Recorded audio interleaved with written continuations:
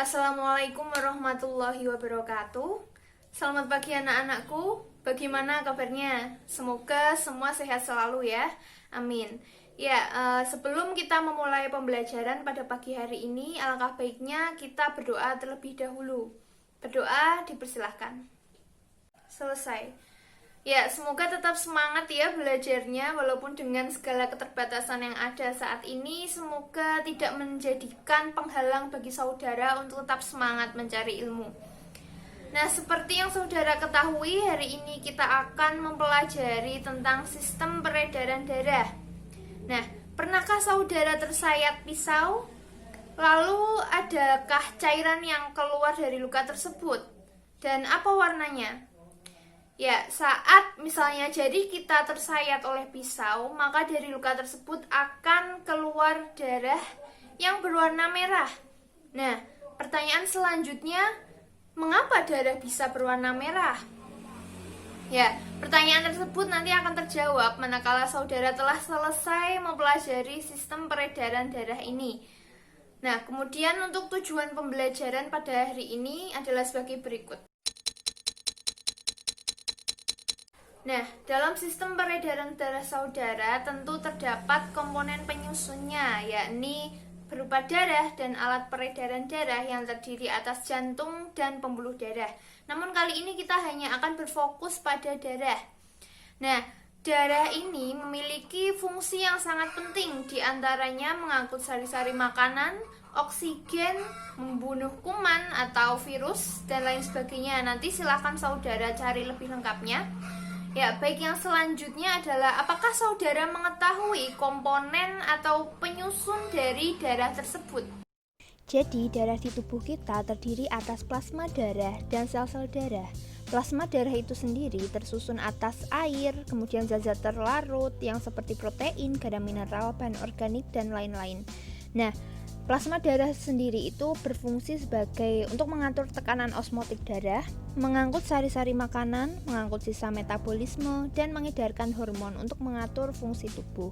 Kemudian untuk sel-sel darah itu terdiri dari eritrosit, leukosit, dan trombosit. Yang pertama yakni eritrosit atau sel darah merah. Nah, sel darah merah ini berbentuk kepingan bikonkav yang tidak memiliki inti dan mengandung hemoglobin. Nah, hemoglobin ini merupakan protein pigmen merah yang menyebabkan mengapa eritrosit itu bisa berwarna merah. Nah, hemoglobin itu sendiri memiliki fungsi untuk mengangkut oksigen maupun karbon dioksida. Yaitu ada leukosit atau sel darah putih yang memiliki bentuk yang dapat berubah-ubah dan memiliki inti, kemudian tidak mengandung warna atau bening dan dapat bergerak secara ameboid dan diapedesis atau menembus kapiler darah.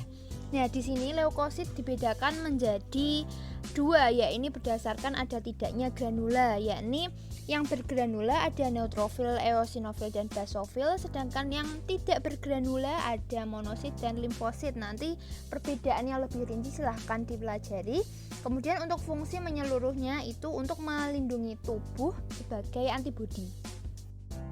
Nah, kemudian sel darah yang terakhir adalah trombosit atau keping darah. Bisa dilihat pada gambar tersebut, keping darah memiliki ukuran yang paling kecil di antara sel-sel darah lainnya.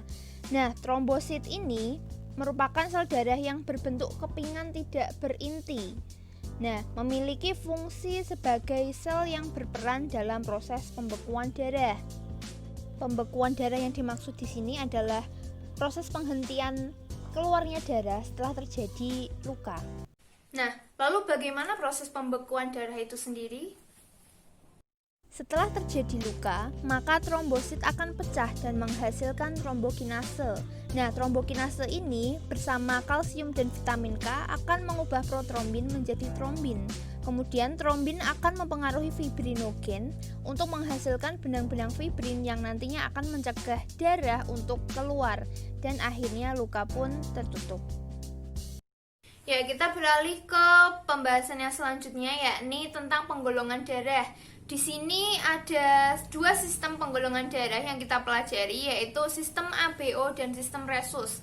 Sistem ABO yang nantinya akan menghasilkan 4 golongan darah, yakni A, B, AB, dan O. Sedangkan sistem resus yakni resus positif dan negatif. Nah, nanti silakan saudara cari bagaimana sistem tersebut bekerja atau dasarnya itu seperti apa sih untuk menggolongkan darah tersebut, dan nantinya akan menggiring saudara untuk mengetahui mengapa pendonoran darah itu tidak bisa dilakukan antar sembarang golongan. Misal, kenapa golongan A tidak bisa mendonorkan ke darah golongan B dan sebaliknya, namun kok golongan darah O bisa mendonorkan ke darah A maupun B maupun AB. Ya, nanti silahkan saudara membentuk kelompok antara 2-3 orang tiap kelompoknya, kemudian mendiskusikan di sebuah LKS yang nantinya akan saya bagikan. Kemudian sumber belajar saudara itu silahkan mencari dari internet atau sumber-sumber yang relevan, yang terpercaya tentunya, atau melalui link di bawah ini, di bawah kolom YouTube ini yang saya bagikan. Namun tidak hanya terbatas itu ya, saudara bebas mencari sumber yang lainnya. Kemudian setelah setiap kelompok selesai, nanti silahkan didiskusikan lagi di grup WhatsApp, nanti agar setiap kelompok mempresentasikan hasil diskusinya dan akan terjadi saling berinteraksi antar kelompok, seperti mengomentari ya hasil dari diskusi saudara. Nanti akan saya pantau, akan saya evaluasi begitu.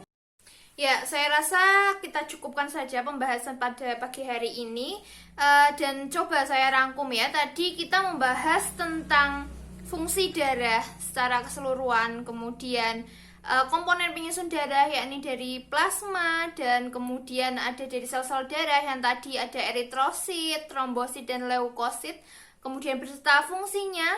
Kemudian kita belajar tentang pembekuan darah dan penggolongan darah. Ya, nanti jangan lupa setelah menonton ini, jangan lupa diisi absennya di kolom komentar di bawah ya.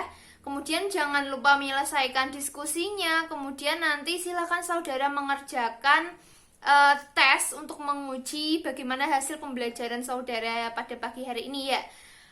Begitu kiranya. Terima kasih atas perhatian saudara. Semoga sehat selalu ya. Jangan memanfaatkan kegiatan di rumah ini dengan berjalan-jalan ya. Harus tetap menjaga kesehatan. Terima kasih. Wassalamualaikum warahmatullahi wabarakatuh.